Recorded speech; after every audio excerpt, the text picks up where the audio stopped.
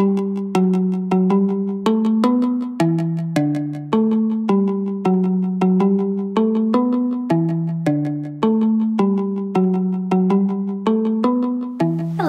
So I'm at 39 weeks and 6 days today, but I'm counting this as my 40-week update because tomorrow filming will definitely not be happening. But if this video goes up and you see it, then I have made it to the 40 weeks officially and there's been no baby. For those of you who are just tuning in, I am an American living in France. This is my first baby.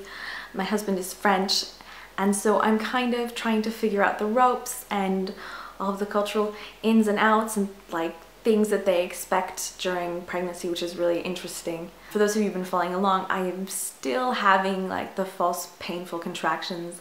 They were so bad the other day I couldn't walk through them, and it ended up not being effective or doing anything at all. They're just for fun, Braxton Hicks. So I'm really ready for that to be done. As far as new symptoms go, this week has not been that new, but I did realize that I forgot to tell you guys about the heat flashes, the hot flashes. What are they called? Hot flashes. I have been so warm for like the last month, which everyone says happens in the 3rd trimester, and I am so glad to be experiencing that during the winter because it's actually really convenient. I'll just go outside without a coat and I'll be fine and I'll be like even, you know, even a bit warm. My poor husband's like, oh, I need to turn up the heat, and I'm like, oh, we have to turn it off. But if this were the summer, that wouldn't go over so well because we do not have air conditioning. So I'm really grateful to be having that particular symptom right now, because at this time of the year it's more convenient than anything else. I've also been super thirsty. I keep half a liter of water next to my bed every night, and I usually have to get up in the middle of the night and refill it because I've drunk the whole thing. And oh, water is so good right now. I don't think I've gained any more weight this month. That's kind of calmed down and tapered off a bit. I'm staying more or less the same, which is great because I hit the France's limit of the maximum weight, which is 12 kilos. I hit that at about 37 weeks, and so if I don't gain too much more than that, that would be ideal. So this week, to kind of switch things up, I wanted to tell you about some of the funny induction methods I've been reading about, because once you hit about 39 weeks, you might start getting phone calls and like hints from family and friends of ways to help you get baby out, and some of them are really like gentle and like, oh, that's kind of funny, like the spicy food one everybody knows about, maybe we'll try it. And then some of them are really dangerous. Yeah, some of them are just crazy.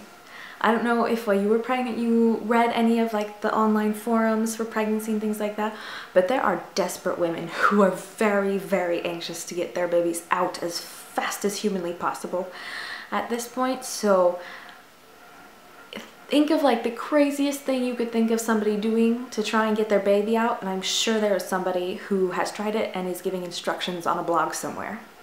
The method that's the most well-known is obviously, you know, like if you're in a relationship, they'll tell you to have like special cuddle time with your significant other, which is like, you know, fine and dandy when your doctor says that, but like when random people that you haven't talked to in like 6 months or more are like, oh, by the way, just wanted to let you know, if you have sex, you know, that'll get things moving. That's a little awkward, Another method that I thought might be fun and entertaining is eating fresh pineapple, like raw fresh pineapple. That sounds yummy. I was craving pineapple anyways. And then I was reading, for it to be effective, you have to eat 6 to 7 regular sized fresh raw pineapples. Ouch. I feel like that's one of those claims that's easy to make, because who has ever in their 9th month of pregnancy been able to fit 7 pineapples into their stomach to see if... No. Taking a shot of balsamic vinegar. This is one of those rumored ones that has no basis in either science or folklore or anything. It's just like on some of the mommy forum things. Ugh, I don't like balsamic vinegar regularly, so I'm thinking taking a shot of it is more likely to make me vomit than anything else. You've also got your yoga labor induction dance, which is kind of hilarious, and there are videos of women doing that on YouTube. You can Google it, you can look it up.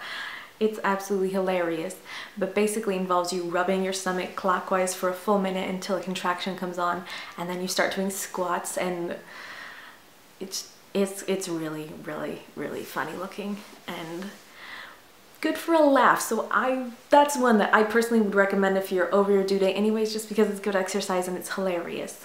You've got your bumpy car rides, you've got your homeopathics, you've got your herbs like the red raspberry leaf tea and things like that.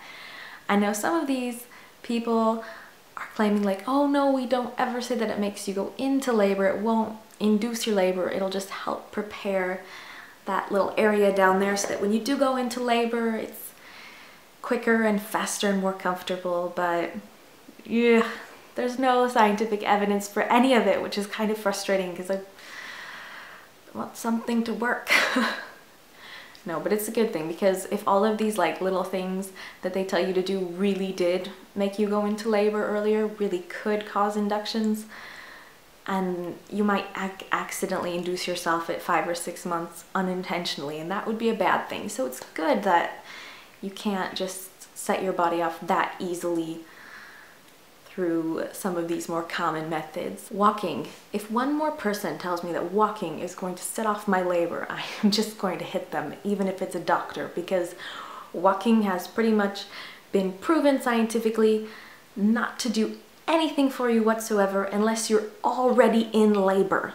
It doesn't induce it at all, and it's so frustrating because I have been walking up and down enormous amounts of stairs daily, and if I want to go somewhere right now, instead of taking the metro or the bus, I try as much as possible to go by foot, even if it's going to take me 40 minutes to get there and then 40 minutes back. I am exhausted and baby is not coming out.